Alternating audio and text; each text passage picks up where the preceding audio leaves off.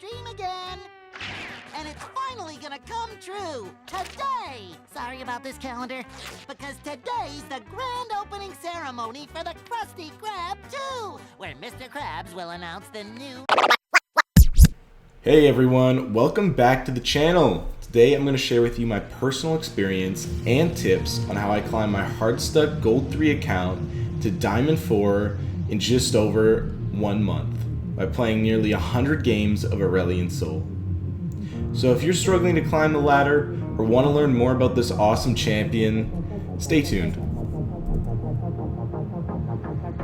So first, let's talk about the pros and cons of Aurelion Sol. Now, one of the biggest pros of playing this champion is his amazing area control that progresses into the late game. His W reset can also provide surprising damage in early game roams and skirmishes, making him a strong pick for those who want to snowball early game leads into the mid and later stages of the game. Now let us not forget about his Stardust bonuses that make him one of the strongest late game scalers and can bring back even the most hopeless games. However, Asol does have some cons.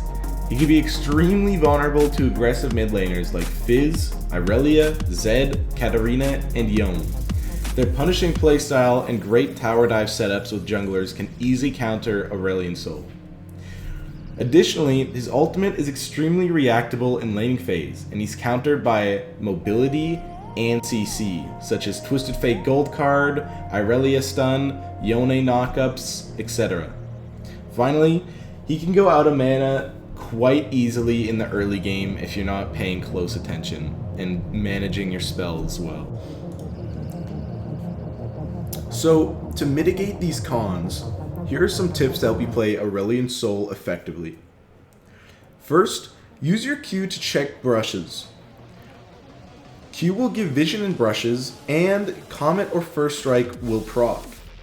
Secondly, his ultimate can be used to engage, but don't forget it can also be used to peel carries.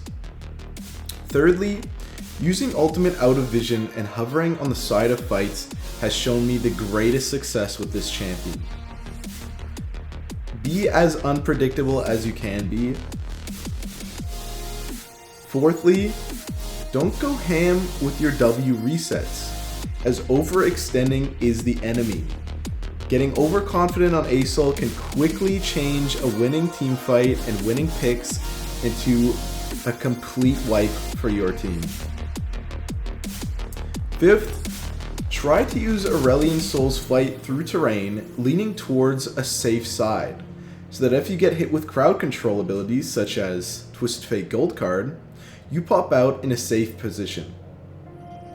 Finally, never give up. Most hopeless games can be won playing Asol.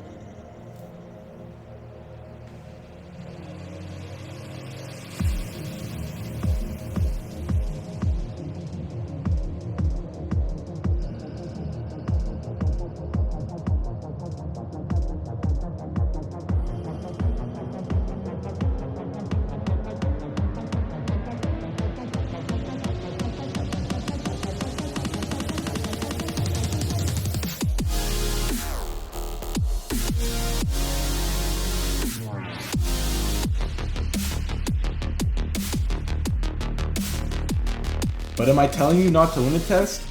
Hell no! W into 5 enemies every once in a while. See what you can do. But after you've gained that data, you're gonna have to reel it back if you want to climb the ranks. So what allowed me personally to climb so fast with Asol and break out of a complete solo queue rut? Well, it's simple. Many problems I was having were mitigated by playing Space Dragon. I often had difficulty carrying games that the team was behind, and was unable to give my team hope in grim games. However, I'm a strong mid to late game skirmisher, and I excel in objective fights. Asol's Sky's Descend makes it easy to communicate with my team when I'm aiming to skirmish, and to settle down until then.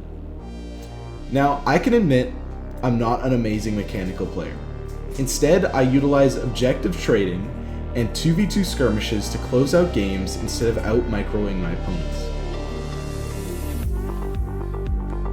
Further, When I started this Aurelian Soul solo queue journey, I decided I would stop being toxic and adapt a stoic mentality. Not focusing on elements of the game I could not control, such as feeding or negative teammates. Additionally, I focused on my macro play and objective control. Previously, it was difficult for me to sack waves in the early game when playing scalers like GP, Vlad, and recently, Asol. However, on this journey, I made it more of a priority to make roams to my bottom lane and prioritize my jungler's intentions rather than what I wanted for myself. This allowed me to make small plays around the map that positively influenced my team's mental and laning phase by prioritizing objectives and playing for the long game. I was able to win many games that initially seemed lost this way. So there you have it. My tips and insights on playing Asol and climbing the ranks in League of Legends. Now, a short montage of what my journey looked like.